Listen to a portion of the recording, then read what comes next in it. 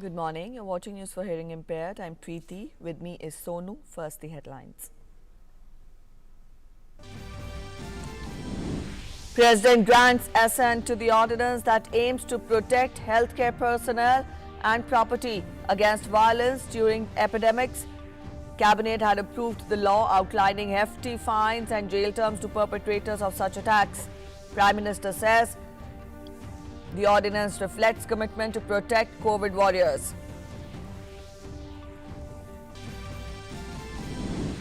Home Ministry directs states to ensure adequate security to healthcare professionals against violence, asks states to take strict action against those obstructing performance of last rites of frontline healthcare workers succumbing to COVID-19.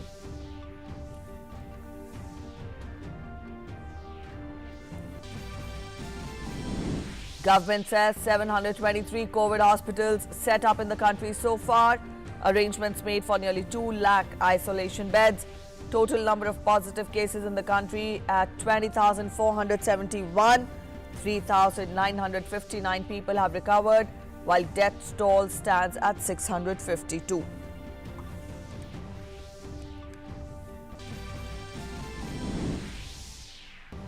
Prime Minister Narendra Modi underlines the strength of Indo-Nepal ties after Nepalese Prime Minister expresses gratitude for generous support of essential medicines to fight COVID-19. Prime Minister holds telephonic conversation with Irish Prime Minister Leo Varadkar to discuss the pandemic situation. WHO says most countries still in early stages of epidemic, even as global COVID-19 cases cross 26 lakh, with more than 1.8 lakh people dead due to the virus. President Trump signs order partially suspending immigration to the US amidst the situation.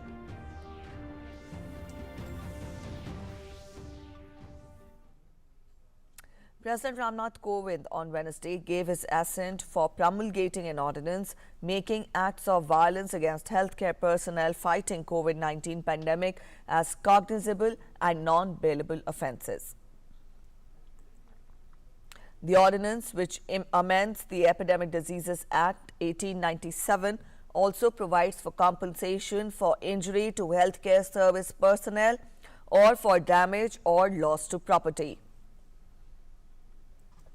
Commission or abetment of acts of violence against healthcare personnel will be punishable with an imprisonment for a term of 3 months to 5 years and with fine of rupees 50,000 to 2 lakh rupees.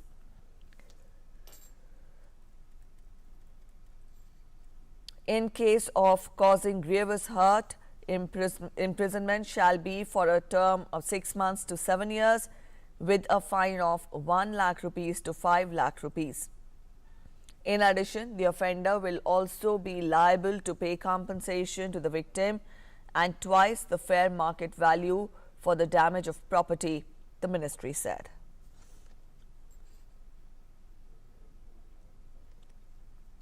The current ordinance is intended to ensure that during any situation akin to the current pandemic, there is zero tolerance to any form of violence against healthcare service personnel and damage to property, the Health Ministry said in a statement.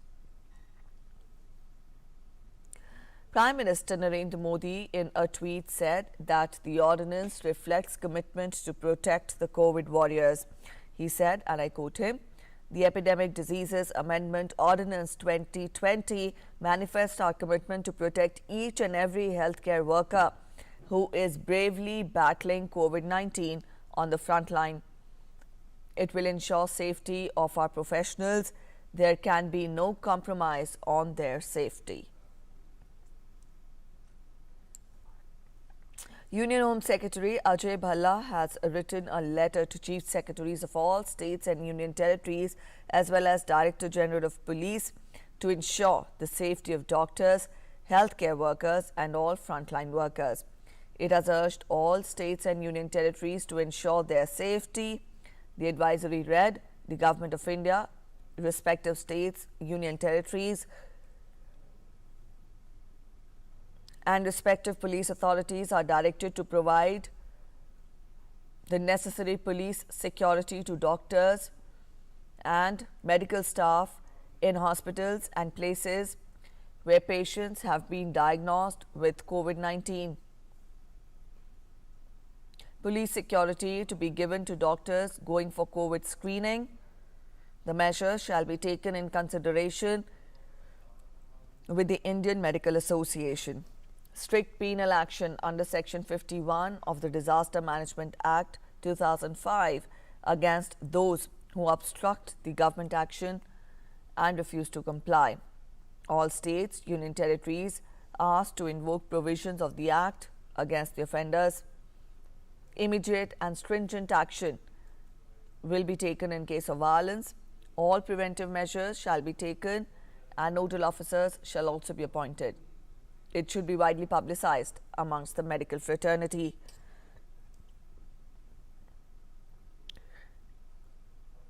Ensure full compliance at ground level. The Cabinet has decided for a provision of 50 lakh rupees as insurance for corona warriors. Apart from this, non-corona patients covered under Ayushman Bharat Yojana will be able to take treatment in private hospitals. Addressing the media, Union Information and Broadcasting Minister Prakash Javadekar said that the government has taken important steps in expanding the health services.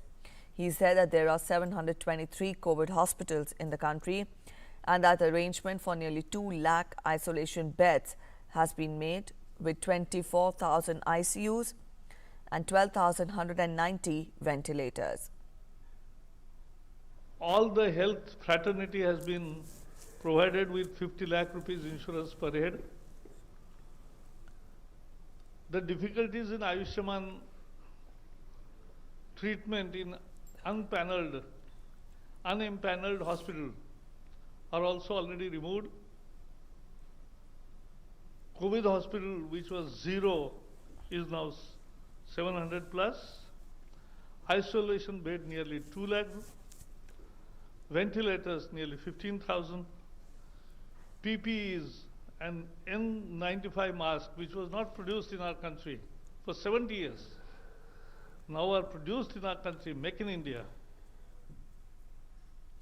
The Union Cabinet has approved extension of relaxation of mandatory requirement of Aadhaar seeding of data in respect of beneficiaries of the states of Assam and Meghalaya and the Union territories of Jammu and Kashmir and Ladakh for 1 year with effect from 1st of April 2020 under Pradhan Mantri Kisan Samman Nidhi scheme. The Cabinet also approved fixation of nutrient-based subsidy rates for phosphatic and potassic fertilizers for the year 2020-21.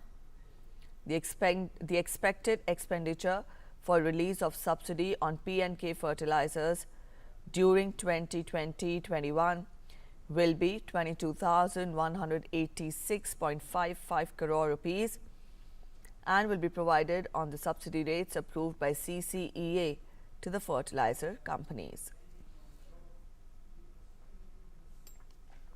The number of active cases of COVID-19 in the country has now reached 15,859. The number of those who've recovered and have been discharged has gone up to 3,959. There have been 652 deaths and 1 migration, bringing the total to 20,471. Prime Minister Narendra Modi, through a tweet, responded to Nepalese Prime Minister KP Sharma Oli. Oli, in his tweet, thanked India for its gifting of 23 tons of essential medicines to Nepal. Prime Minister Modi, in his tweet, said, and I quote him, "India-Nepal relationship is special. Our bonds are not only strong but also deep-rooted. India stands in solidarity with people and government of Nepal to fight COVID-19 pandemic." Prime Minister Modi held a telephonic conversation with Irish Prime Minister Leo Varadkar to discuss the pandemic situation. He tweeted, and I quote him, "Discussed COVID-19 pandemic with Ireland's Prime Minister, Mr. Leo Varadkar. India and Ireland share similar approaches on many global issues. We will work together to further strengthen our partnership in health, science and technology to jointly address the challenges of the post-COVID world.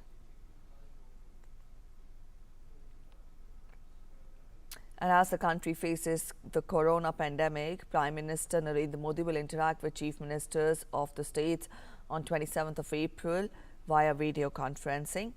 After the lockdown came into force, this is Prime Minister's third interaction with Chief Ministers. First, the lockdown was in force till 14th April, which was later extended till 3rd of May.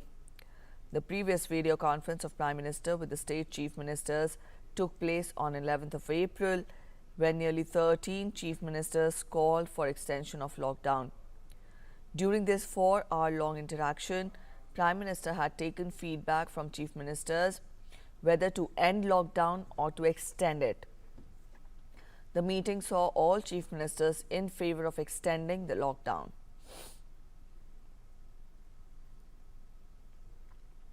Prime Minister Narendra Modi will address various Gram Panchayats across the country on Friday, 24th of April, on the occasion of National Panchayati Raj Day. Prime Minister will interact with various participants through video conferencing in view of the lockdown. Prime Minister will also launch the unified e-Gram Swaraj portal and mobile app on the occasion. The unified portal is a new initiative of the Ministry of Panchayati Raj, which will provide the Gram Panchayats with a single interface to prepare and implement their Gram Panchayat development plan. Prime Minister will also be launching the Swamitva scheme.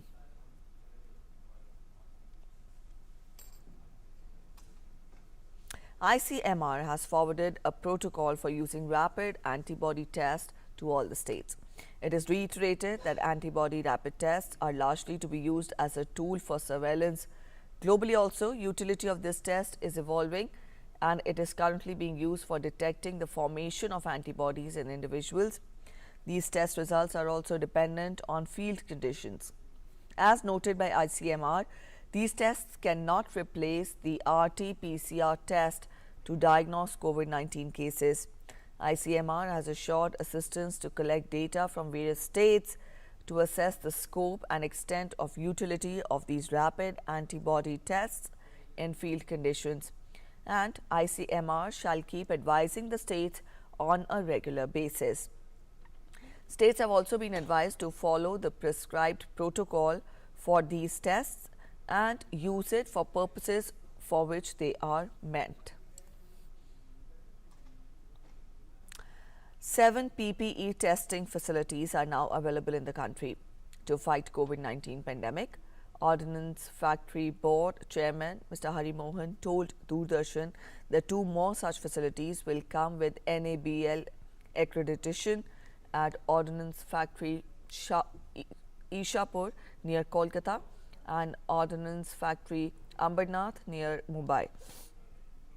Before the COVID-19 outbreak, the only 2 facilities for testing PPE equipment were at South Indian Textile Research Association at Coimbatore and the DRDO lab in Gwalior. Human Resource Development Minister Ramesh Pokhriyal Nishank e-launched Vidyadaan 2.0 program for inviting e-learning content contributions in New Delhi on Wednesday. The program has been launched due to the increasing requirement for e-learning content for students for school and higher education, especially in the backdrop of the situation arising out of COVID-19 and also due to the urgent need to integrate digital education with schooling to augment learning.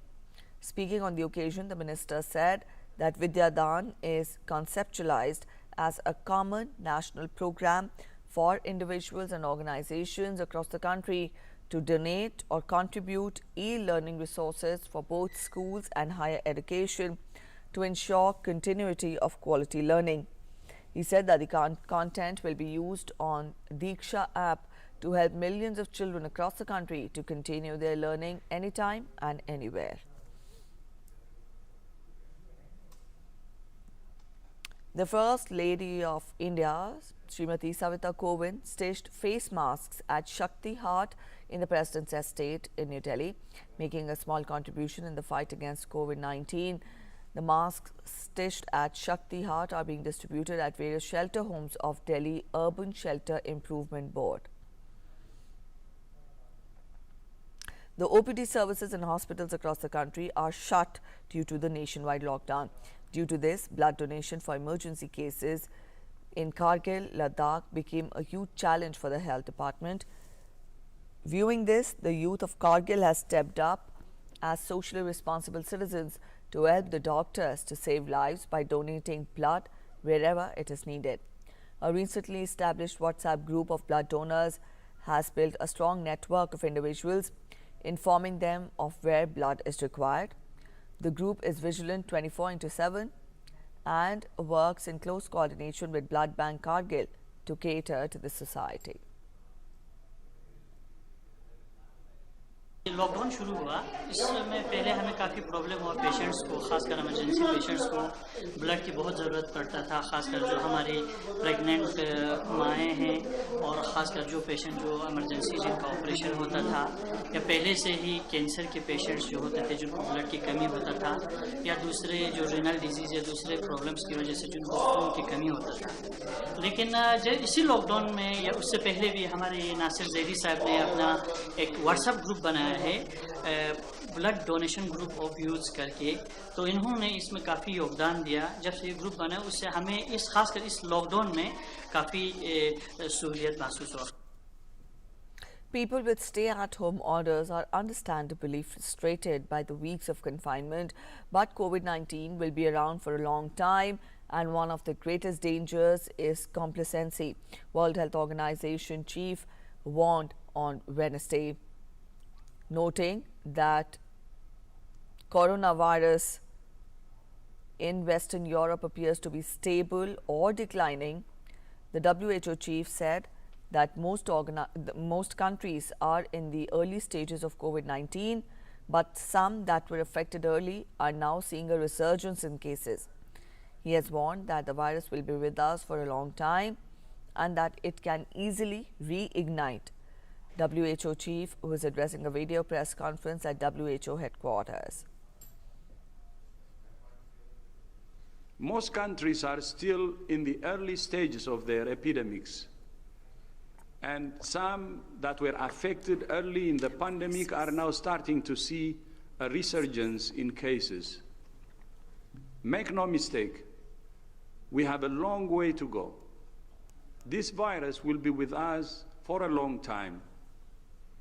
There is no question that stay-at-home orders and other physical distancing measures have successfully suppressed transmission in many countries.